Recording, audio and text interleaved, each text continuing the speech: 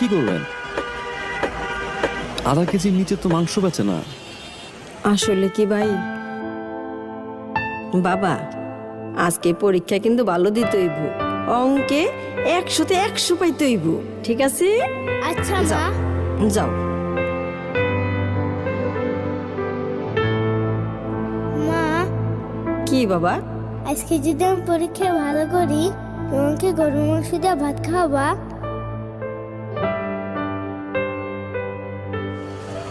পোলাটার ছোটবেলাতে বাপ নাই,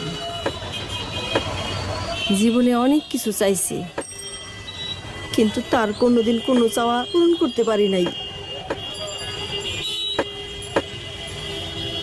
আইজো মনে পারলাম না ভাই।